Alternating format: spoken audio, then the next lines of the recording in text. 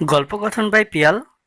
আমরা আজকে শুরু করছি হুমায়ুন আহমেদের উপন্যাস আয়নাঘর প্রথম পর্ব। লিলিয়ান এক টুকরা মাছ ভাজা মুখে দিয়ে হাসি মুখে বলল, ইহা খেতে বড় সৌন্দর্য হয়। তাহের হো হো করে হেসে ফেলল। লিলিয়ান ইংরেজিতে বলল, আমার ধারণা আমি ভুল বাংলা বলিনি, হাসছ কেন? তাহের হাসি থামালো না। তার হাসি রোগ আছে, একবার হাসতে শুরু করলে সহজে থামাতে পারে না। লিলিয়ান আহত গলায় ইংরেজিতে বলল, আমার বাংলা শেখার বয়স মাত্র 6 মাস। যা শিখেছি নিজের চেষ্টায় শিখেছি। তুমি তো এই ব্যাপারে আমাকে কোনো সাহায্য করছো না, বরং উল্টোটা করছো। যখনই বাংলা বলার চেষ্টা করছি তুমি হাসছো, এটা কি ঠিক? তাহের বলল, অবশ্যই ঠিক, 100 ভাগ ঠিক। আমরা বাঙালিরা বিদেশিদের মুখে ভুল বাংলা সহ্য করি না। যতবার তুমি ভুল বাংলা বলবে ততবার আমি হাসব। মাছ ভাজা মুখে দিয়ে বললে, ইহা বড় সৌন্দর্য হয়। মাছ ভাজার মধ্যে আবার সৌন্দর্য কি? এটা পিকাসোর ছবি না, আবার রবীন্দ্রনাথের কবিতাও না। মাছ ভাজা হলো মাছ ভাজা, বুঝলে?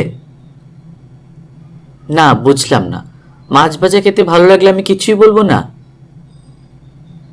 বলবে খেতে মজা হয়েছে, কিংবা বললে ভালো হয়েছে।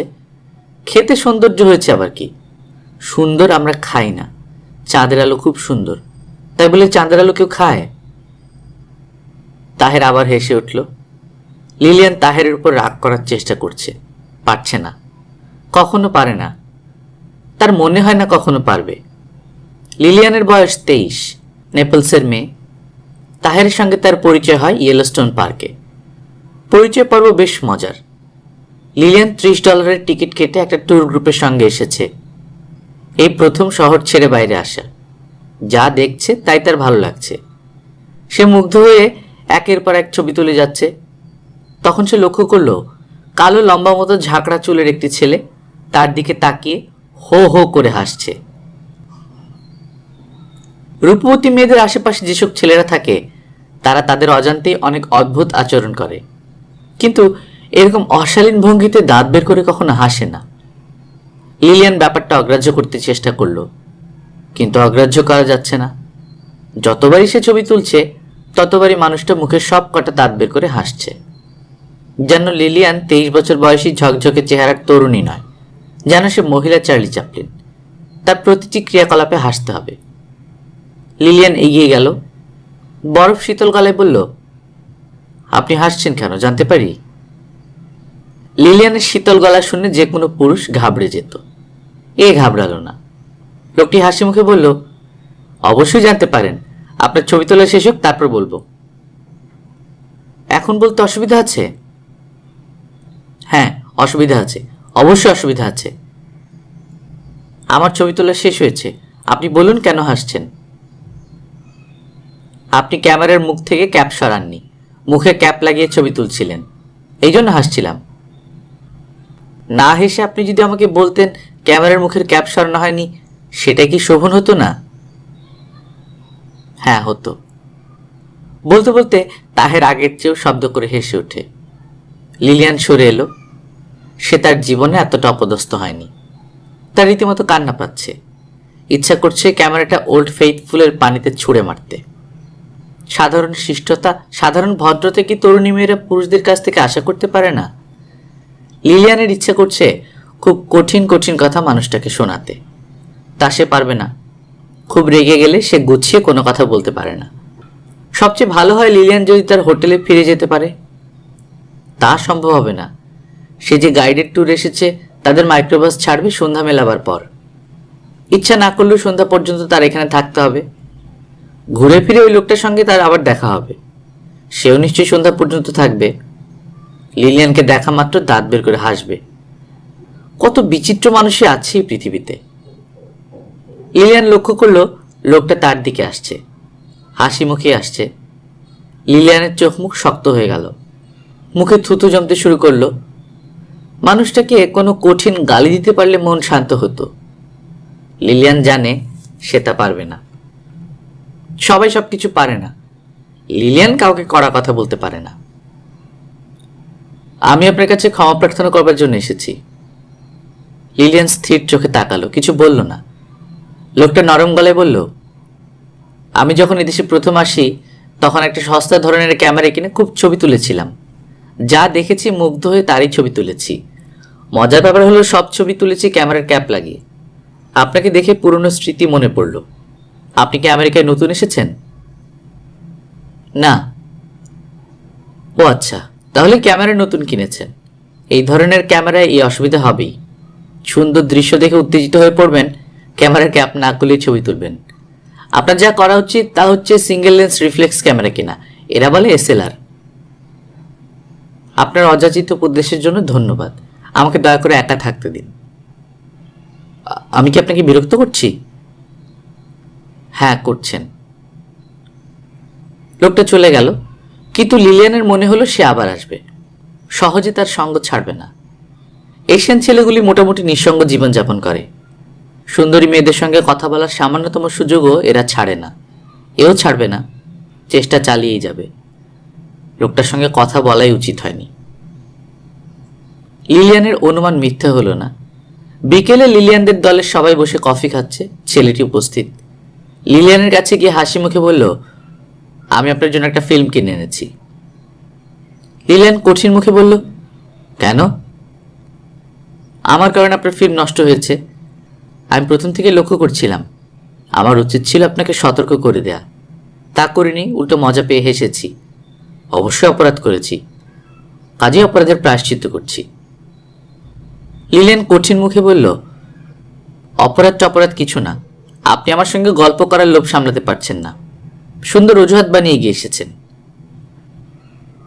আপনি ভুল বললেন। নিজেকে খুব রূপবতী ভাবছেন বলেই সমস্যা হয়েছে। আপনি হয়তো আপনার দেশে কিংবা এই আমেরিকাতেই রূপবতী, কিন্তু আমাদের দেশের রূপের বিচারে আপনি রূপবতী নন। আপনাদের দেশে রূপবতী হবার জন্য কি গায়ের রং আপনার মতো কুচকুচে কালো হতে হয়? তা না, আমাদের দেশের রূপবতী মেয়েদের প্রথম শর্ত হলো চোখ সুন্দর হতে হয়। আমার চোখ সুন্দর না? না, আপনার চোখের মনে নীল। আমাদের দেশে বাদামি বা নীল চোখের তারার মেয়েদের বলে বিড়াল চোখা মেয়ে। এদের সহজে বর জোটে না, পুরুষরা এদের বিয়ে করতে চায় না। কি অদ্ভুত কথা! আপনি কোন দেশের মানুষ? দেশের নাম আপনাকে বলছি, কিন্তু দয়া করে দেশের নাম শুনে ঠোঁট উল্টে বলবেন না, এই দেশ আবার কোথায়। এই জাতীয় কথা যখন কেউ বলে অসম্ভব রাগ লাগে। আমার দেশের নাম বাংলাদেশ। নাম শুনেছেন? না।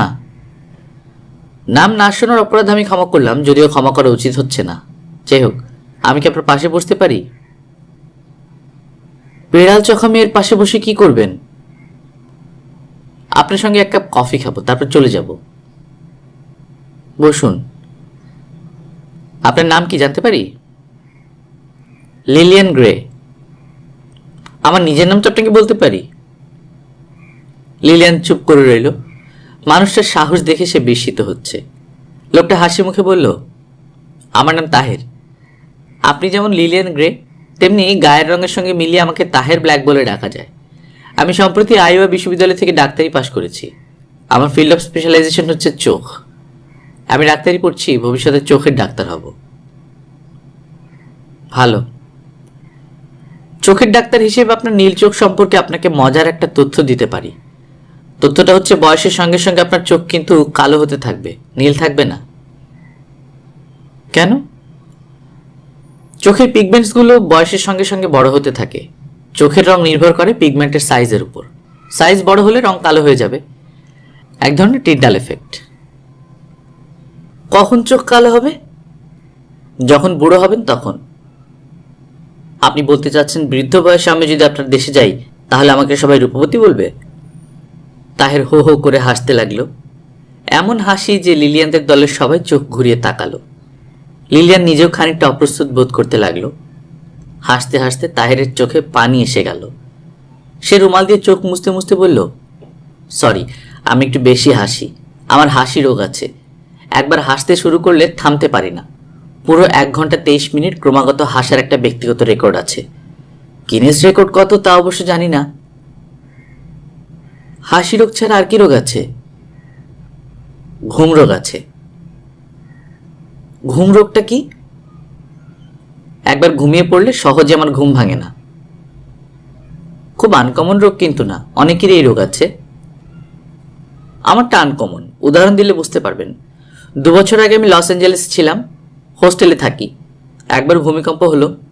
ভূমিকম্পের নিয়ম হচ্ছে প্রথমে ছোট্ট দুলুনি হয়, তারপর হয় বড় দুলুনি। প্রথম দুলুনির পর আমার বন্ধু বান্ধবরা আমার ঘুম ভাঙানোর প্রাণপণ চেষ্টা করলো, কোনো লাভ হলো না। শেষে ওরা আমাকে চ্যাংদোলা করে বাইরে নিয়ে ফুটপাতে শুইয়ে রাখলো। আমার ঘুম ভেঙেছে ভোরে, জেগে দেখি আমি একটা হাইড্রেন্টের পাশে শুয়ে আছি। লিলিয়ান খিলখিল করে হেসে উঠল। লিলিয়ানের সঙ্গীরা আবারও ফিরে তাকালো। তাহের বলল, আমরা বোধহয় ওদের ডিস্টার্ব করছি, একটু দূরে গেলে কেমন হয়? ভালো হয় না, আমাদের যাত্রার সময় হয়ে গেছে, আমি এখন উঠব। আমার সঙ্গে গাড়ি আছে, আমি আপনাকে পৌঁছে দিতে পারি। ধন্যবাদ, আমি অপরিচিত কারো গাড়িতে চড়ি না। শুরুতে অপরিচিত ছিলাম, এখন নিশ্চয়ই অপরিচিত না। আপনি আমার নাম জানেন, আমিও আপনার নাম জানি। লিলিয়ান কঠিন মুখে বলল, আপনি শুধু শুধু আমার সঙ্গে ভাব জমানোর চেষ্টা করছেন। আপনার গাড়িতে আমি যাব না। লিলিয়ান তার সঙ্গীদের সঙ্গে রওনা হলো। একবার তার ইচ্ছে করলো পেছন ফিরে মানুষটির মুখের বিব্রত ভঙ্গিটা দেখে। অনেক কষ্টে এই লোভ সে সামলালো। মনে মনে ভাবলো, ভালো শিক্ষা হয়েছে। কাউকে শিক্ষা দেবার এটাই সবচেয়ে ভালো টেকনিক। প্রথমে কিছুটা প্রশ্রয় দিতে হয়, তারপর ছুঁড়ে ফেলতে হয় আস্থা করে। আশ্চর্য স্পর্ধা! ফিল্ম কিনে নিয়ে এসেছে, $2.5 দামের একটা উপহার কিনে মনে মনে ভেবেছে অনেক দূর এগিয়ে যাবে। লিলিয়ান ডরমিটরিতে থাকে না, রুমিং হাউসে থাকে। রুমিং হাউসগুলো ইউনিভার্সিটির কোনো ব্যাপার না, ব্যক্তি মালিকানায় চলে। বাড়িওয়ালারা সস্তায় ভাড়া দেয়। রুমিং হাউসে শুধু থাকার ব্যবস্থা, রান্না করার ব্যবস্থা নেই, কারণ কিচেন নেই, কমন বাথরুম। মাসে $40 এর চেয়ে ভালো কিছু আশা করা অবশ্য অন্যায়। এর চেয়ে বেশি খরচ করে ডরমিটরিতে জায়গা নেওয়া লিলিয়ানের সাধ্যের বাইরে। পিকনিক করতে এসে $50 খরচ হয়ে গেছে। এই মাসটা তার কষ্টে যাবে। কয়েকটা বই কেনা দরকার, এই মাসে কেনা হবে না। ভেবেছিল মার জন্মদিন উপলক্ষে মাকে লং ডিস্টেন্স কল করবে, তাও সম্ভব হচ্ছে না। 3 মিনিট কথা বলতেই লাগে $18। তাছাড়া মার সঙ্গে 3 মিনিট কথা বলাও যাবে না। একবার টেলিফোন হাতে পেলে তিনি ছাড়বেন না, রাজ্যের কথা বলতে থাকবেন। লিলিয়ান যদি বলে, এখন রাখি মা, বিল উঠছে, মা বলবেন, শোন শোন, ওই জরুরি কথাটাই বলা হয়নি, তোর পজার আঙ্কেল সেদিন কি করেছে শোন। ওই লোকটার আক্কেল বলে একটা জিনিস এখনো হলো না। এদিকে তার ডেন্টিস্ট নাকি বলেছে তার 3টা আক্কেল দাঁত। এমন কথা কি শুনেছিস কখনো? 3টা আক্কেল দাঁত। বিছানায় এপাশ ওপাশ করে লিলিয়ানের ঘুম এলো শেষ রাতে। ঘুম আসার প্রায় সঙ্গে সঙ্গেই সে অদ্ভুত একটা স্বপ্ন দেখল। সে অপরিচিত একটা নদীর পাড়ে দাঁড়িয়ে আছে। বিশাল নদী, পানিতে কানায় কানায় ভর্তি। নদী, নদীর ওপাশে বন, সব জ্যোৎস্নায় থই থই করছে। হঠাৎ মাঝ নদীতে কালো মতো কি দেখা গেল, স্রোতের প্রবল টানে ভেসে যাচ্ছে। লিলিয়ান দেখতে পাচ্ছে না, তবু পরিষ্কার বুঝতে পারছে নদীর স্রোতে যে জিনিসটা ভেসে যাচ্ছে তা হলো একটা মৃতদেহ। মৃতদেহটা লিলিয়ানের চেনা, খুব চেনা। মৃত মানুষ প্রশ্নের জবাব দেয় না, তবু লিলিয়ান চিৎকার করে উঠল, কে কে? স্বপ্নে সবই সম্ভব। মৃতদেহ কথা বলল, অনেক কষ্টে পানির উপর উঠে বসল। ক্ষীণ গলায় বলল, লিলিয়ান আমি, ওরা আমাকে মেরে নদীতে ফেলে দিয়েছে, আমাকে বাঁচাও। লিলিয়ান আতঙ্কে অস্থির হয়ে বলল, আমি কি করে তোমাকে বাঁচাবো? তুমি তো মরেই গেছো। বাঁচাও লিলিয়ান, প্লিজ বাঁচাও। এই সময় নদীর স্রোত বেড়ে গেল, জলের প্রবল টান উপস্থিত হলো। শোষ শব্দ হতে লাগলো। মৃতদেহটি ভাটির দিকে তীব্র গতিতে ছুটে যাচ্ছে। অনেক অনেক দূর থেকে সে ডাকছে, লিলিয়ান লিলিয়ান। লিলিয়ান নদীর পাড় ঘেঁষে ছুটতে শুরু করেছে। ঝোপঝাড় খানাখন্দ ভেঙে সে ছুটছে। মনে হচ্ছে আর দৌড়াতে পারবে না, হুমড়ি খেয়ে পড়বে। মৃতদেহ এখনো তাকে ডাকছে। মৃতদেহের কণ্ঠস্বর ক্ষীণ, সেই স্বর বাতাসে ভাসিয়ে নিয়ে যাচ্ছে। লিলিয়ানের কান পর্যন্ত পৌঁছাতে পারছে না। এই অবস্থায় লিলিয়ানের ঘুম ভাঙল। তার সমস্ত শরীর ঘামে ভিজে গেছে। জেগে ওঠার পরেও সে অনেকক্ষণ ভয়ে ঠকঠক করে কাঁপল। তার ভয়ের অনেকগুলি কারণের একটি হচ্ছে, যে যুবকের মৃতদেহটি ভেসে যাচ্ছিল সেই যুবক তার চেনা। যুবকের নাম তাহের। দেখা হয়েছিল ইয়েলোস্টোন পার্কে। তার গায়ে ছিল হলুদ রঙের গলাবন্ধ সোয়েটার। স্বপ্নেও সেই একই সোয়েটার ছিল, তবে তার রং ছিল ধূসর। তীব্র ভয় অনেকটা যেমন হঠাৎ আসে তেমনি হঠাৎই চলে যায়। রোদ ওঠার সঙ্গে সঙ্গে লিলিয়ানের ভয় কেটে গেল। শুধু যে ভয় কাটলো তাই না, হাসিও পেতে লাগলো। তার মনে হলো সে এমন কিছু ভয়ঙ্কর স্বপ্ন দেখেনি। নদী দেখেছে। নদী কোনো ভয়ঙ্কর জিনিস নয়। নদী দেখার কারণও আছে। আগের দিন পুরো সময়টা কাটিয়েছে ওল্ড ফেইথফুল হ্রদের তীরে। তাহের নামের ছেলেটিকে জড়িয়ে স্বপ্ন দেখেছে, সেটাও স্বাভাবিক। তার সঙ্গে দেখা হয়েছে। সাক্ষাৎ পর্ব খুব একটা সুখকর ছিল না। মস্তিষ্ক সেই ব্যাপারগুলি নিজের মতো করে সাজিয়েছে।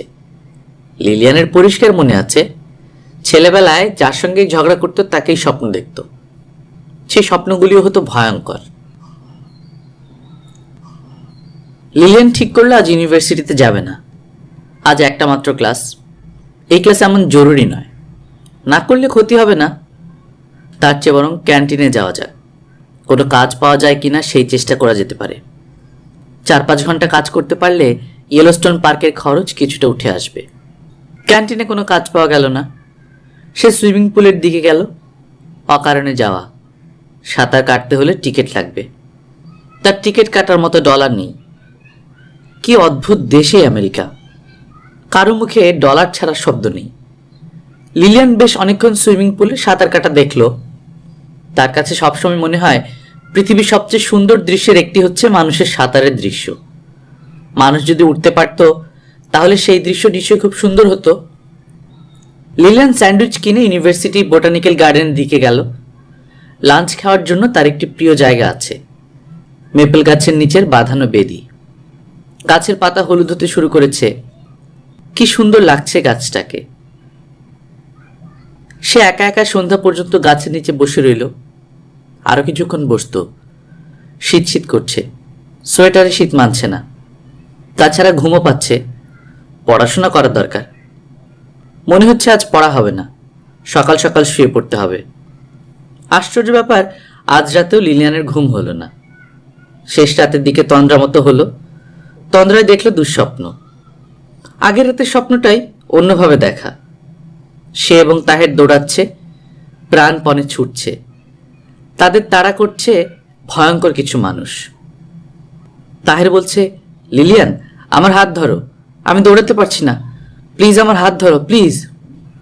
লিলিয়ান চিৎকার করে জেগে উঠল। নিজেকে শান্ত করতে তার সময় লাগলো। হিটিং কয়েল দিয়ে গরম 1 কাপ কফি খেয়ে মাকে চিঠি লিখতে বসলো। মা, আমার কি জানি হয়েছে। দুঃস্বপ্ন দেখছি, ভয়ঙ্কর সব দুঃস্বপ্ন। আমার রাতে ঘুম হচ্ছে না। তুমি চার্চে গিয়ে আমার নামে 2টো বাতি জ্বালিও। এই পর্যন্ত লিখে লিলিয়ান চিঠি ছিঁড়ে ফেলল। এই ধরনের চিঠি মাকে দেওয়ার কোনো মানে হয় না। তিনি শুধু শুধু দুশ্চিন্তায় পড়বেন, তার হাঁপানির টান উঠে যাবে। সে নতুন একটা চিঠি লিখল। সেখানে খুব সুন্দর করে লেখা হলো ইয়েলোস্টোন পার্কে বেড়াতে যাবার বর্ণনা, ইউনিভার্সিটি সুইমিং পুলে সাঁতারের আনন্দময় বিবরণ। ভোর 7টায় সে তৈরি হলো ইউনিভার্সিটিতে যাবার জন্য।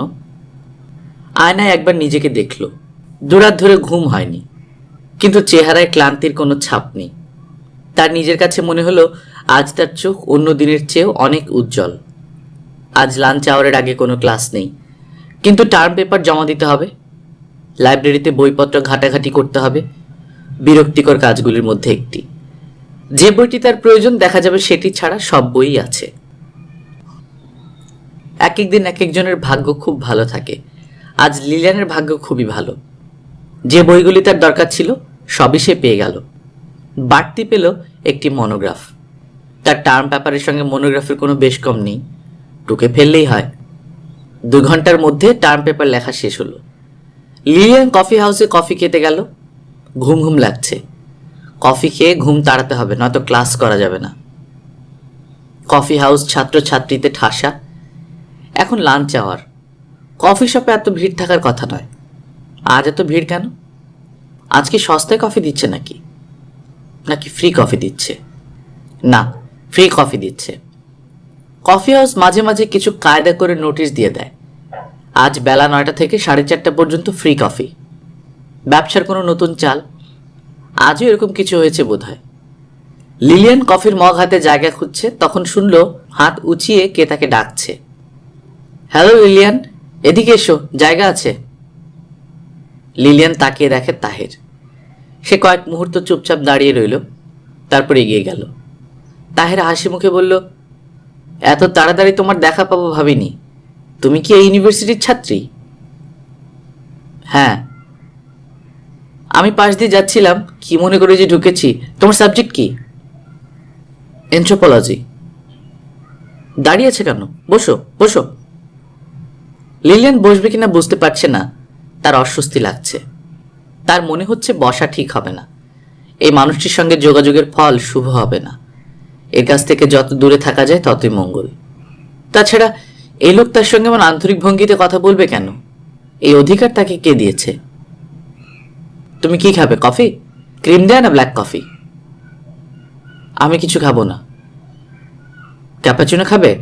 প্রচুর ফেনা থাকে, এক গাদা মিষ্টি দিয়ে বানায়, দারুণ মজা। তুমি বসো, আমি নিয়ে আসছি। তাহের কফি নিয়ে ফিরে এসে দেখে লিলিয়ান শান্ত ভঙ্গিতে মাথা নিচু করে বসে আছে। মেয়েটিকে তার খুব অসহায় মনে হলো। শুধু অসহায় না, ক্লান্ত, বিষণ্ণ। এই বয়সী মেয়েরা অনেক হাসি খুশি থাকে। কফি কেমন লাগছে? বেশ মিষ্টি। এক এক ধরনের কফির এক এক নিয়ম। এই কফি খেতে হয় প্রচুর মিষ্টি দিয়ে। তোমার কি মন খারাপ? না, দেখে মনে হচ্ছে খুব মন খারাপ। লিলিয়ান কিছু বলবে না ভেবে বলে ফেলল, রাতে আমার ঘুম হয়নি। তাহের হেসে ফেলল, শব্দময় হাসি। আশেপাশে টেবিল থেকে ছাত্রছাত্রীরা তাকাচ্ছে, অনেকে ভুরু কুচকে আছে। কোনো বিদেশি তাদের দেশের কফি শপে বসে তাদেরকে অগ্রাহ্য করে এমন হাসি হাসবে, তা বোধহয় এদের পছন্দ নয়। তাহের লিলিয়ানের দিকে ঝুঁকে এসে বলল, শোনো লিলিয়ান, মাঝে মাঝে রাতে ঘুম না হয় সুস্থ মানুষের লক্ষণ। শুধুমাত্র পশুদেরই রাতে ঘুমাতে অসুবিধা হয় না, মানুষের হয়। আমাকে দেখো, আমি বিছানায় শোয়া মাত্র ঘুমিয়ে পড়ি, এই জন্য নিজেকে পশু পশু লাগে। আবারও সেই হাসি, আবারও লোকজন চোখ ঘুরিয়ে তাকাচ্ছে। লিলিয়ান বলল, আমি উঠব, কফির জন্য ধন্যবাদ। আহা, বসো আর খানিক্ষণ। না না, কাল তো ছুটি, এত তাড়া কিসের? এখান থেকে 90 কিলোমিটার দূরে একটা পেট্রিফাইড ফরেস্ট আছে, পুরো জঙ্গল পাথর হয়ে আছে। আমি আগামীকাল যাব বলে ভাবছি, দিনে দিনে ফিরে আসা যাবে। তুমি যাবে? না, আমি যাব না, আমার বেড়াতে ভালো লাগে না। ওই দিন ইয়েলোস্টোন পার্কে কিন্তু খুব বেড়াচ্ছিলে। ওই দিন ভালো লাগছিল, এখন লাগবে না। লিলিয়ান বের হচ্ছে, তাহের সঙ্গে সঙ্গে যাচ্ছে। তাকে মুখের উপর না বলা হয়েছে, তবু কোনো বিকার নেই। অদ্ভুত নির্লজ্জ ধরনের ছেলে তো। সাধারণত আমেরিকান ছেলেগুলি এরকম হয়, আঠার মতো লেগে থাকে। এ তো বিদেশি এক ছেলে, তার মান অপমান বোধ আরো খানিকটা থাকা উচিত ছিল না? লিলিয়ান বলল, আর আসতে হবে না, আমি যাচ্ছি। তাহের বলল, আবার দেখা হবে, ভালো থাকো। রাত জেগে জেগে তুমি যে উচ্চ শ্রেণীর মানব সন্তান তা প্রমাণ করতে থাকো। ভালো কথা। তুমি কি আমার টেলিফোন নাম্বার রাখবে? রাতে দুঃস্বপ্ন দেখলে টেলিফোন করতে পারো। আমি অন্য টেলিফোন নাম্বার রাখি না। অন্য টেলিফোন নাম্বারই তো রাখতে হয়, নিজেরটা তো মনেই থাকে। আমি যাচ্ছি। লিলিয়ান দ্রুত করিডোরে চলে এলো। সে এমনিতেই দ্রুত হাঁটে, আজ আরো দ্রুত হাঁটছে। মেমোরিয়াল ইউনিয়নের বাইরে এসে হাঁফ ছাড়ল, পেছনে ফিরে তাকালো। তাহেরকে দেখা যাচ্ছে না। নাছোড়বান্দা হয়ে সে যে পেছন পেছন আসেনি, এতেই লিলিয়ান আনন্দিত। লিলিয়ান তার অ্যাপার্টমেন্টে ফিরল না, কাঁধে ব্যাগ ঝুলিয়ে হাঁটতে বের হলো। আজ সারাদিন সে হাঁটবে। হেঁটে হেঁটে এমন ক্লান্ত হবে যে বিছানায় শোয়া মাত্র ঘুমিয়ে পড়বে। ঘুমোতে যাওয়ার আগে হট শাওয়ার নেবে, এক গ্লাস আগুন গরম দুধ খাবে, বিছানায় নতুন চাদর বিছিয়ে রাখবে। তার ঘুমের সমস্যা আছে, এক রাত ঘুম না হলে পরপর কয়েক রাত ঘুম হয় না। বেশিক্ষণ হাঁটতে হলো না, অল্প হেঁটে লিলিয়ান ক্লান্ত হয়ে পড়ল। মলগুলিতে ঘুরতে এখন আর তার ভাল লাগছে না। ইচ্ছে করছে অ্যাপার্টমেন্টে ফিরে বিছানায় শুয়ে পড়তে। এখন বিছানায় যাওয়াটা হবে বিপজ্জনক। খানিক্ষণ ঘুম হবে, কিন্তু রাতটা কাটবে নির্ঘুম। লিলিয়ান স্যান্ডউইচ কিনল, পার্কে বসে একা একা খেলো। একা একা খাওয়া খুব কষ্টের। খাবার সময় একজন কেউ পাশে থাকা দরকার, যে প্রয়োজনে অপ্রয়োজনে কথা বলবে, হাসবে। লিলিয়ানের এমন কেউ নেই। কোনোদিন কি হবে? প্রিয় একজন কি থাকবে পাশে? কে হবে সেই মানুষটি? চার্চের পাদ্রী মাথায় হলি ওয়াটার ছিটিয়ে বুকে ক্রুশ স্পর্শ করে বলবেন, তোমাদের দুজনকে আমি স্বামী স্ত্রী হিসেবে ঘোষণা করলাম। মৃত্যু এসে তোমাদের বিচ্ছিন্ন না করা পর্যন্ত একজন থাকবে অন্যের পাশে, সুখে দুঃখে, আনন্দ বেদনায়। Till death do you part. লিলিয়ানের চোখে পানি এসে যাচ্ছে। সে পার্কের অপরূপ দৃশ্যের দিকে তাকিয়ে নিজেকে শান্ত করার চেষ্টা করল। মন শান্ত হচ্ছে না। সে এক ধরনের হাহাকার বোধ করছে। মনে হচ্ছে এই অপরূপ দৃশ্য একা দেখার নয়, দুজনে মিলে দেখার। লিলিয়ান অ্যাপার্টমেন্টে ফিরল সন্ধ্যা মেলাবার পর। ক্লান্তিতে তার শরীর ভেঙে পড়ছে। মনে হচ্ছে এক সেকেন্ডও সে জেগে থাকতে পারবে না। হট শাওয়ার নেওয়া, গরম দুধ খাওয়া, বিছানার চাদর বদলানো কিছুই তার পক্ষে সম্ভব নয়। সে দরজা বন্ধ করে বিছানায় শুয়ে পড়ল। প্রায় সঙ্গে সঙ্গেই ঘুমিয়ে পড়ল। গভীর ঘুমের স্বপ্নগুলো অন্যরকম হয়। স্বপ্নের স্বপ্ন থাকে না, বাস্তবের কাছাকাছি চলে যায়। হালকা ঘুমের স্বপ্নগুলো হয় হালকা, অস্পষ্ট, কিছু লজিকবিহীন এলোমেলো ছবি। গাঢ় ঘুমের স্বপ্ন স্পষ্ট, যুক্তি নির্ভর। আজ লিলিয়ান দেখল গাঢ় ঘুমের স্বপ্ন। স্বপ্নে সে এবং তাহের দুজন পাশাপাশি শুয়ে আছে। তাহের ঘুমোচ্ছে, সে জেগে আছে। ঘুমের মধ্যে তাহের অস্ফুট শব্দ করল। লিলিয়ান হাত রাখল তাহেরের গায়ে। হাত ভেজা ভেজা লাগছে। সে চোখের সামনে হাত মেলে ধরল। হাত রক্তে লাল। সে চেঁচিয়ে উঠল। লিলিয়ানের ঘুম ভাঙল নিজের চিৎকারে। বাকি রাত সে ঘুমোলো না, জেগে বসে রইল। ভোরবেলা টেলিফোন করলো মাকে। কেমন আছো মা? আমি ভালো আছি। তোর গলা এমন শোনাচ্ছে কেন? কি হয়েছে? কদিন ধরে আমি খুব দুঃস্বপ্ন দেখছি। কি দুঃস্বপ্ন? ভয়ঙ্কর সব দুঃস্বপ্ন। একটা বিদেশি ছেলেকে নিয়ে দুঃস্বপ্ন। এই ছেলের সঙ্গে তোর কি কোনো পরিচয় আছে? না, দুদিন কথা হয়েছে। কিরকম কথা? সাধারণ কথা মা, তেমন কিছু না। ছেলেটার মধ্যে নিশ্চয়ই এমন কিছু আছে যা দেখে তুই ভয় পেয়েছিস। তেমন কিছু নেই মা, ভালো ছেলে। দুদিনের আলাপে কি করে বুঝে ফেললি ভালো ছেলে? লিলিয়ান জবাব দিল না। তার মা কয়েকবার বললেন, হ্যালো হ্যালো লিলিয়ান, শুনতে পাচ্ছিস? আমি তো কিছুই শুনতে পাচ্ছি না। হ্যালো।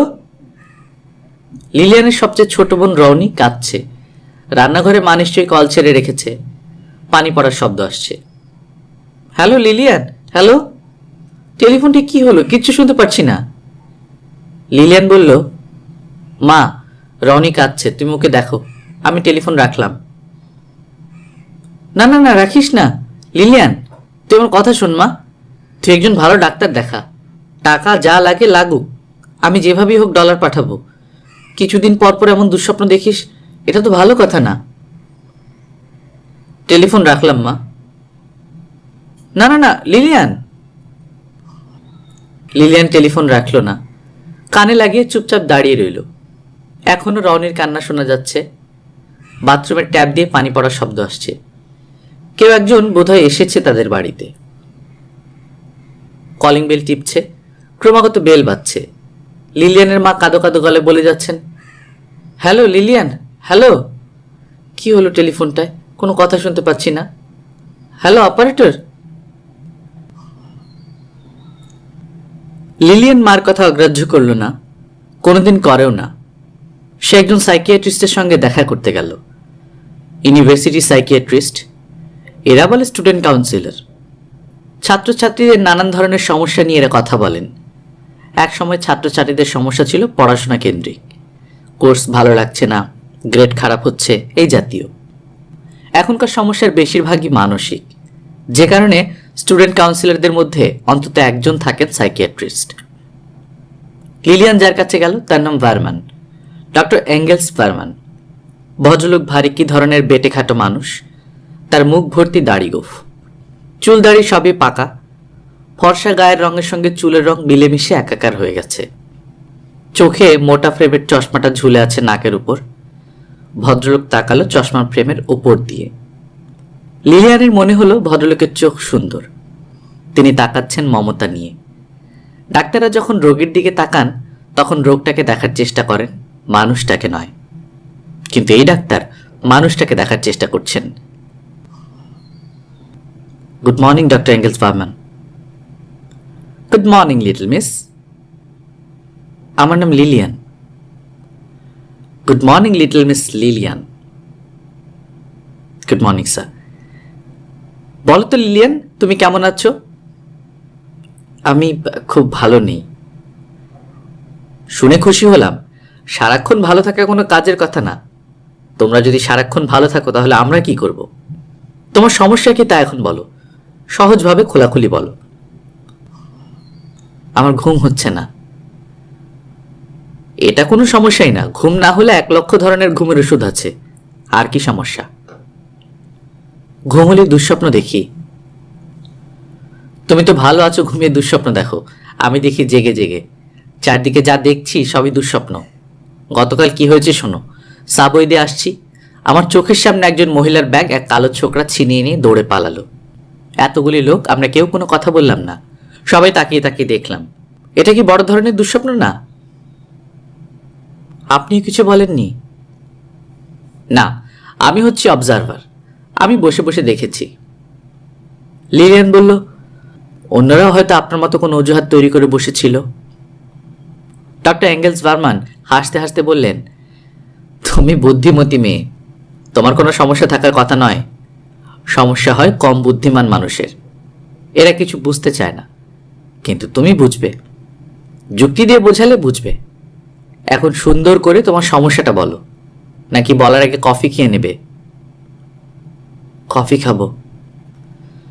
ওই টেবিলে কফি মেকার আছে, তোমার জন্য আনো এবং আমার জন্য আনো। কফি কাপে চুমুক দিতে দিতে তোমার সমস্যার কথা বলো। আমার বদ অভ্যাস হচ্ছে আমি চশমার ফাঁক দিয়ে তাকাই। আশা করি এতে তোমার কোনো সমস্যা হবে না, কারণ আমার চোখ খুব সুন্দর। ঠিক বলিনি? জি, ঠিক বলেছেন। লিলিয়ান খুব গুছিয়ে তার সমস্যার কথা বলল। ডক্টর বার্মান কোনো প্রশ্ন করলেন না, চুপচাপ শুনে গেলেন। এক ফাঁকে উঠে গিয়ে আবার কফির পেয়ালা ভর্তি করে আনলেন। লিলিয়ান কথা শেষ করার পর ডক্টর বার্মান মুখ খুললেন। তিনি নরম গলায় বললেন, তোমাদের পরিবারে মানুষ কতজন? অনেককে। আমার যৌথ পরিবার। আমার 2 চাচা এবং বাবা, এরা 3 ভাই একসঙ্গে থাকেন। একত্রে রান্না হয়? হ্যাঁ, একসঙ্গে রান্না হয়। তবে আমাদের পজার আঙ্কেল কিছুদিন পরপর রাগ করে বলেন তিনি আলাদা রান্না বান্না করবেন। কারোর সঙ্গে তার কোনো যোগাযোগ নেই। 2-1 দিন আলাদা রান্না হয়, তারপর আবার আগের জায়গায় ফিরে আসেন। তোমাদের চাচাদের মধ্যে কি খুব মিল? মোটেও মিল নেই, সারাক্ষণ ঝগড়া করছেন। কিন্তু তারপরেও একজন অন্যজনদের ছাড়া থাকতে পারেন না। আমার মনে হয় ঝগড়াটা করার জন্যই তাদের একসঙ্গে থাকা প্রয়োজন। ব্যাপারটা বেশ মজার। তুমি প্রথম বাইরে পড়তে এসেছো? হ্যাঁ, জি। তুমি যখন বিদেশে রওনা হলে তখন তোমার পরিবারের সদস্যরা কি করলো? সবাই খুব কাঁদলো। আমার পজার আঙ্কেল পুরো 1 দিন 1 রাত না খেয়ে দরজা জানলা বন্ধ করে ঘরে বসেছিলেন। অনেক বুঝিয়ে সুঝিয়ে তাকে খাওয়ানো হয়। ডক্টর ভার্মান পাইপ ধরাতে ধরাতে বললেন, তোমার সমস্যার মূল কারণ হচ্ছে তোমার পরিবার। তুমি এমন এক ক্লোজ পরিবার থেকে এসেছো যে পরিবারের সদস্যরা কঠিন ভালোবাসার জালে তোমাকে আটকে রেখেছে। তুমি জাল ছিঁড়তে চাচ্ছ, পারছো না। আপনি ভুল বললেন, আমি জাল ছিঁড়তে চাচ্ছি না। তুমি চাচ্ছ, কিন্তু তোমার মন তাতে সায় দিচ্ছে না। তোমার মন একই সঙ্গে 2টি বিপরীত ধারায় কাজ করছে। একটি ধারা তোমাকে জাল কেটে বেরিয়ে আসতে বলছে, অন্যটি তা করতে দিচ্ছে না। এতে মনে প্রচন্ড চাপ পড়ছে। এর সঙ্গে আমার দুঃস্বপ্নের সম্পর্ক কি? আমি দুঃস্বপ্ন দেখছি অন্য একজনকে নিয়ে। সম্পর্ক আছে। ওই ছেলেটিকে দেখেই তোমার জাল কেটে বেরিয়ে আসার কথা মনে হলো। তোমার মনের একটি অংশ তাতে সায় দিল না। সৃষ্টি হলো প্রচন্ড চাপের। দুঃস্বপ্নগুলি চাপের ফল, আর কিছুই না। ছেলেটিকে তোমার খুব ভালো লেগে গেছে, কিন্তু তুমি তা স্বীকার করতে চাচ্ছ না। ছেলেটিকে ভালো লাগার কিছু নেই। আমার ধারণা আছে। তুমি তোমার পরিবারের সদস্যদের মধ্যে কাকে সবচেয়ে ভালোবাসো? পজার আঙ্কেলকে। চিন্তা করে দেখো তো, তোমার পজন আঙ্কেলের স্বভাব চরিত্রের কোনো কিছু ওই ছেলেটির স্বভাব চরিত্রের সঙ্গে মিলে কিনা? না, কোনো মিল নেই। ভালো করে চিন্তা করো, আমার ধারণা মিল আছে। পজন আঙ্কেল অকারণে হো হো করে হাসেন, ওই ছেলেটিও হাসে। আর এইসব নিয়ে ভাবতে আমার ভালো লাগছে না। আমি যে তোমার সমস্যাটা ধরিয়ে দিয়েছি তাকে বুঝতে পেরেছ? লিলিয়ান জবাব দিল না। ডক্টর ভার্মান হাসলেন। লিলিয়ান বলল, আমাকে আপনি কি করতে বলেন? উপদেশ চাচ্ছ? হ্যাঁ। আমি তোমাকে কোনো উপদেশ দেব না। তুমি কি করবে না করবে তা তোমার ব্যাপার। আমি সমস্যা ধরিয়ে দিয়েছি, সমস্যা সমাধানের দায়িত্ব তোমার, কারণ সমস্যাটা তোমার, আমার নয়। লিলিয়ান উঠে দাঁড়ালো, ফিরে গেল অ্যাপার্টমেন্টে। প্রায় 1 ঘন্টার মতো চুপচাপ বিছানায় শুয়ে রইল। তারপর উঠে হাত মুখে পানি ছিটালো। সে তার সবচেয়ে সুন্দর পোশাকটা পরল, অনেক সময় নিয়ে চুল আঁচড়ালো। তার সম্বল অল্প কিছু ডলারের সব কটা সঙ্গে নিয়ে বেরোলো। সে তাহেরকে খুঁজে বের করবে। এই শহরের মেডিকেল স্কুলের একজন বিদেশি ছাত্রের ঠিকানা বের করা কঠিন হবার কথা না। তবে লিলিয়ান প্রথমে গেল ডাউনটাউনের এক ফুলের দোকানে। $10 দিয়ে সে চমৎকার 25টা গোলাপ কিনল। আধ ফোটা গোলাপ, আগুনের মতো টকটকে রং। চিরকাল ছেলেরাই মেয়েদের জন্য ফুল কিনেছে। মাঝে মধ্যে নিয়মের হেরফের হলে কিছু আসে যায় না। কলিং বেল টেপার সঙ্গে সঙ্গে দরজা খুলে গেল। তাহের খুব স্বাভাবিক গলায় বলল, এসো লিলিয়ান। তার কথা বলার ভঙ্গি থেকে মনে হয় অস্বাভাবিক না যে লিলিয়ানের জন্যই সে অপেক্ষা করছিল। লিলিয়ান বলল, আমি যে এখানে আসবো তা কি আপনি জানতেন? তাহের বলল, জানবো কি করে, আগে তো বলনি। আমাকে দেখে অবাক হননি? আমি এত সহজে অবাক হই না। ছোটবেলায় বাবার সঙ্গে রিক্সা করে যাচ্ছিলাম, হঠাৎ করে রিক্সা থেকে পড়ে গেলেন বাবা। নেমে গিয়ে দেখি মরে পড়ে আছেন। সেই থেকে অবাক হওয়া ছেড়ে দিয়েছি। লিলিয়ানের চোখে মুখে হতচকিত ভাব। তার ফর্সা কপাল ঘামছে। হাতের গোলাপগুলি নিয়েও সে বিব্রত। তাহের বলল, ফুলগুলি কি আমার জন্য? দাও আমার হাতে, তুমি বসো। না। দাঁড়িয়ে থাকার জন্য এসেছ? লিলিয়ান কি বলবে বুঝতে পারছে না। সত্যি তো, সে কি জন্য এসেছে, কেনই বা এসেছে? সে তাকালো চারদিকে। অবিবাহিত পুরুষের ঘর, এক পলকেই বোঝা যায়। টেবিলে বা দেয়ালে কোনো তরুণীর ছবি নেই, এটা একটা বড় ব্যাপার। বিছানার কাছে পিন আপ পত্রিকা নেই। লিলিয়ান ক্ষীণ গলায় বলল, আমি এখন চলে যাব। চলে যাবে, ভালো কথা, চলে যাও। হঠাৎ করে এক গাদা ফুল নিয়ে এসে পাথরের মূর্তির মতো দাঁড়িয়ে থাকার চেয়ে চলে যাওয়া ভালো। আপনাকে বিব্রত করার জন্য আমি দুঃখিত। আমি মোটেই বিব্রত হইনি, বিস্মিত হয়েছি। অন্যদের বিষয় যেমন চোখে মুখে ফুটে ওঠে, আমার বেলায় তা হয় না বলেই তোমার কাছে মনে হচ্ছে আমি পুরো ব্যাপারটাকে সহজভাবে নিচ্ছি। আসলে তা না। আমার ঠিকানা কোথায় পেলে? জোগাড় করেছি। কেন? লিলিয়ান চুপ করে রইল। তাহিরের মনে হলো এই মেয়ে আর কোনো প্রশ্নের জবাব দেবে না। মেয়েটিকে সহজ করার কোনো পথ সে খুঁজে পাচ্ছে না। কি বললে সে সহজ হবে? লিলিয়ান, তুমি কি পেট্রিফাইড ফরেস্টটা দেখতে চাও?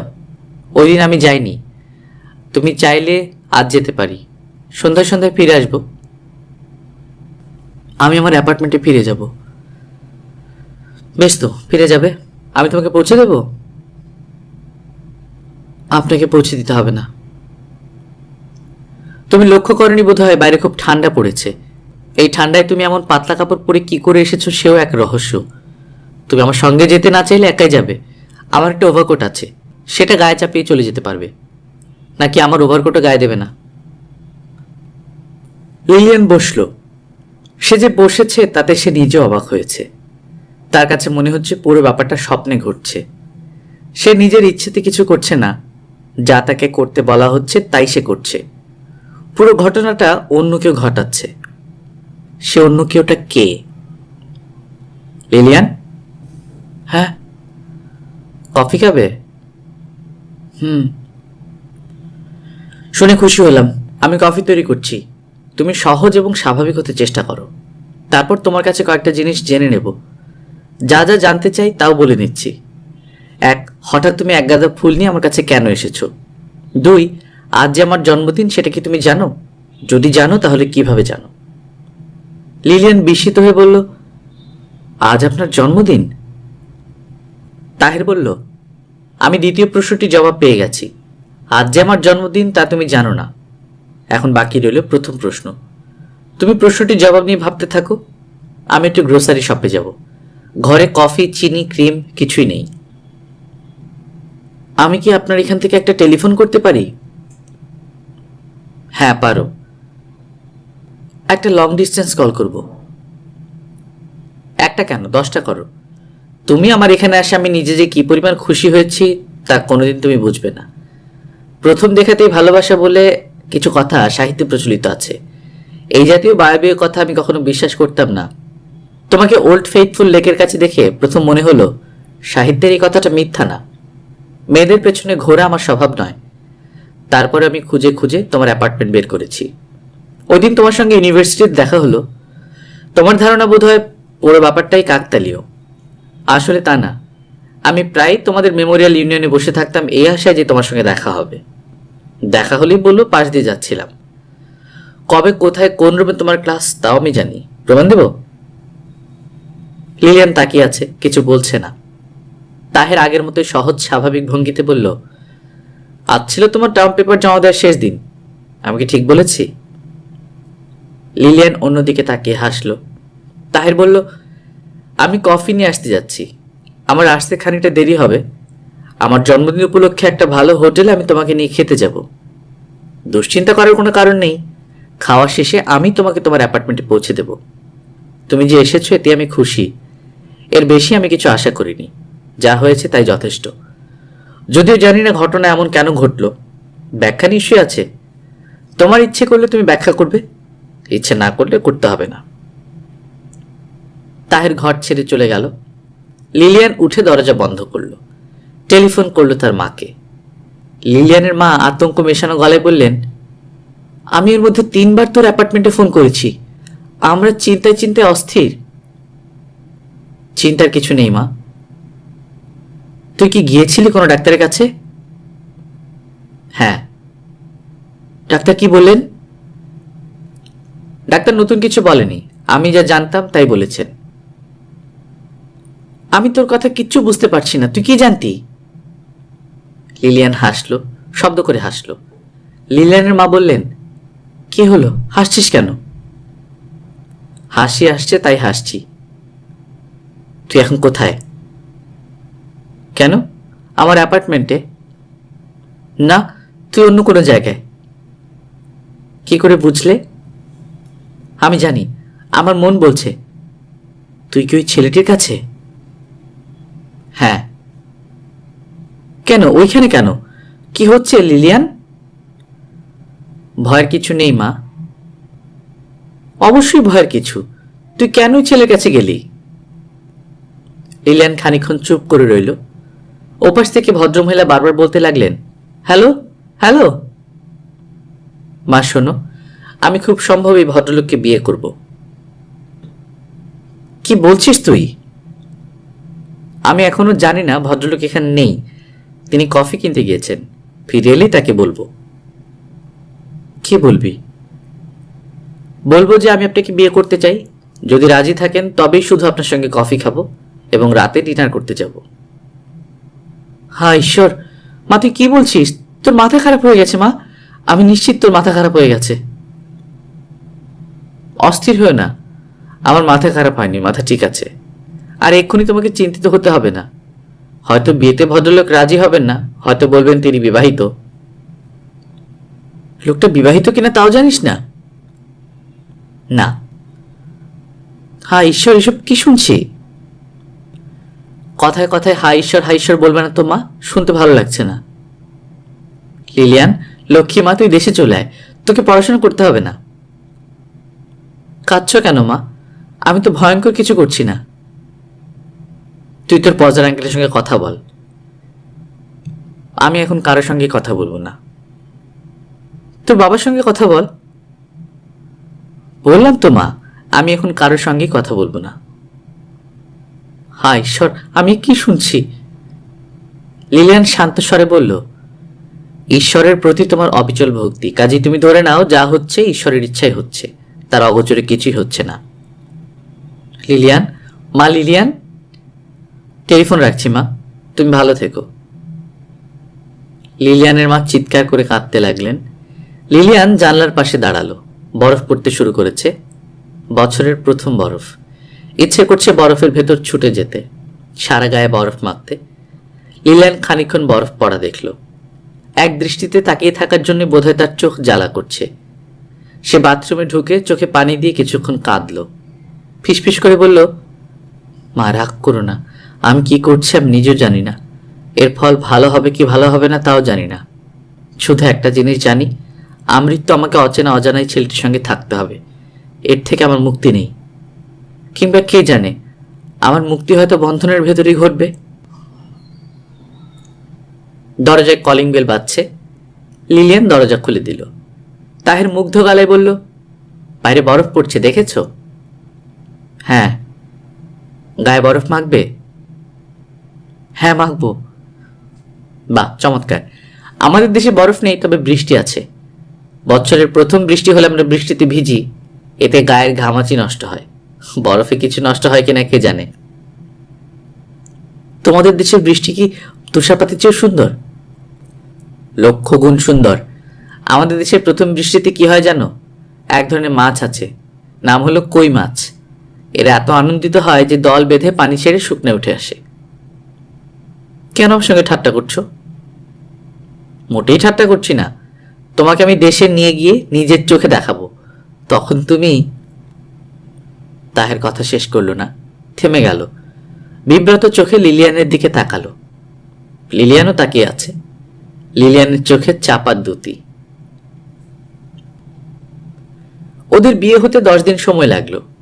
বিয়ে লাইসেন্স বের করা এদেশে অনেক যন্ত্রণা, অনেক টেস্ট ফেস্ট করাতে হয়। ডাক্তাররা আগে নিশ্চিত হয়ে নেন এই দম্পতির সন্তান বংশগত কোনো রোগের শিকার হবে না, তারপরেই সার্টিফিকেট দেন। সেই সার্টিফিকেট দেখিয়ে লাইসেন্সের জন্য দরখাস্ত করতে হয়। বিয়ের পরপর লিলিয়ান ডক্টর ভার্মানের সঙ্গে দেখা করতে গেল। ডক্টর ভার্মান চশমার ফাঁক দিয়ে খানিকক্ষণ তাকিয়ে থেকে বললেন, মিস থেকে মিসেস হয়েছ? হ্যাঁ। কি করে বুঝলেন? আমার কপালে তো লেখা নেই মিসেস। অবশ্যই লেখা আছে, সেই লেখা সবাই পড়তে পারে না, আমি পারি। তুমি কি ওই ছেলেটিকে বিয়ে করেছ? হ্যাঁ। দুঃস্বপ্ন এখন নিশ্চয়ই দেখছো না? জি না, দেখছি না। শুনে খুব খুশি হলাম। মনস্তত্ত্ববিদ্যা একটি বড় বিদ্যা, তা কি বুঝতে পারছো? পারছি। ভবিষ্যতে যদি কোনো ধরনের সমস্যা হয় তাহলে আমার কাছে আসবে, তবে আমার মনে হয় ভবিষ্যতে কোনো সমস্যা হবে না। যদি হয় তুমি নিজে তার সমাধান করতে পারবে, পারবে না? হ্যাঁ পারবো। তোমার হাসি খুশি মুখ দেখে ভালো লাগছে। সত্যিকার হাসি মুখ অনেকদিন দেখি না, চারদিকে সব ভেজাল হাসি। হাসির ভেজাল আপনি ধরতে পারেন? অবশ্যই পারি। আমার নিজের মুখে যে হাসিটা আমি ঝুলিয়ে রাখি তা হলো ভেজাল হাসি, 100% ভেজাল। তুমি তোমার জীবনে ভেজাল হাসি কাটতে দিও না। মনে কষ্ট পেলে কাঁদবে, কষ্ট চাপা দেওয়ার জন্য হাসির ভান করার প্রয়োজন নেই। আমি আপনার উপদেশ মনে রাখবো ডক্টর ভার্মান। ডক্টর ভার্মানের উপদেশের জন্যই হয়তো দেশ থেকে মার চিঠি পেয়ে লিলিয়ান সারাদিন কাঁদল। চিঠিটি তিনি মেয়ের বিয়ের সংবাদ পাওয়ার পর লিখেছিলেন। সংক্ষিপ্ত চিঠি, যদিও লিলিয়ানের মার হাতে লেখা, তবু লিলিয়ান জানে এই চিঠি তার বাবা লিখে দিয়েছেন। মা শুধু দেখে দেখে কপি করেছেন। কপি করতে গিয়েও মার বানান ভুল হয়েছে, বাবা সেসব বানান শুদ্ধ করেছেন। লিলিয়ান, তোমার বিবাহের সংবাদ পাইয়াছি, আনন্দ উল্লসিত হই নাই। তুমি নিশ্চয়ই তা আশাও করো না। তুমি খুব ভালো করে জানো তুমি আমাদের সবার অতি আদরের ধন ছিলে। তোমাকে নিয়ে আমাদের স্বপ্নের শেষ ছিল না। তুমি সব স্বপ্নের অবসান ঘটাইয়াছ। আমি তোমাকে দোষ দিই না, ঈশ্বরের হুকুম ছাড়া কিছুই হয় নাই। এই ক্ষেত্রেও তার ইচ্ছারই প্রতিফলন হইয়াছে। আমি তোমার এবং তোমার স্বামীর সুখী সুন্দর জীবন কামনা করি। যে সুখের জন্য তুমি আমাদের পরিবারের সকলের সুখ তুচ্ছ করিয়াছ, ঈশ্বর যেন সেই সুখ তোমাকে দেন, ইহাই আমাদের সকলের কামনা। এখন তোমাকে কিছু কথা বলিব, মন দিয়ে শোনো। তোমার বাবা পরিবারের সদস্য হিসেবে তোমাকে গ্রহণ করিবার ব্যাপারে অনিচ্ছা প্রকাশ করিয়াছেন। আমাদের সকলের সেই রকম অভিমত। সর্বসম্মত সিদ্ধান্ত অনুসারে তোমাকে বর্জন করা হইয়াছে। ইহাতে মনে কষ্ট পাইও না। তুমি সকলকে ত্যাগ করিয়া একজনকে পাইতে চাহিয়াছ। ঈশ্বর তোমার প্রার্থনা পূরণ করিয়াছেন। বাড়িতে তোমার নাম আর উচ্চারিত হইবে না। তোমার ব্যবহার্য জিনিস, তোমার ফটোগ্রাফ সমস্তই নষ্ট করিয়া দেওয়া হইয়াছে। তুমি আমাদের সাথে কোনো রকম যোগাযোগ রাখিবার চেষ্টা করিবে না। যোগাযোগ করিবার চেষ্টার অর্থই হইবে আমাদেরকে কষ্ট দেয়া এবং নিজে কষ্ট পাওয়া। ঈশ্বর তোমার মঙ্গল করুন। ঈশ্বরের নিকট তোমার প্রসঙ্গে এটাই আমাদের শেষ প্রার্থনা। ইতি তোমার হতভাগিনী মা। পুনশ্চ মা, তোমার দুঃস্বপ্ন দেখা কি বন্ধ হয়েছে? লিলিয়ানের ধারণা চিঠির শেষের পুনশ্চ অংশটি তার মায়ের লেখা। মা বাবাকে না জানিয়ে এই বাক্যটি লিখেছেন। কেন মায়ের এত ভালো হয়? কেন হয়? সে নিজে কি কোনোদিন এমন ভালো মা হবে? লিলিয়ান কাঁদতে কাঁদতে ভাবল, আমার প্রথম সন্তানটি যেন মেয়ে হয়। মেয়ে হলেই আমি আমার মার নামে তার নাম রাখতে পারবো।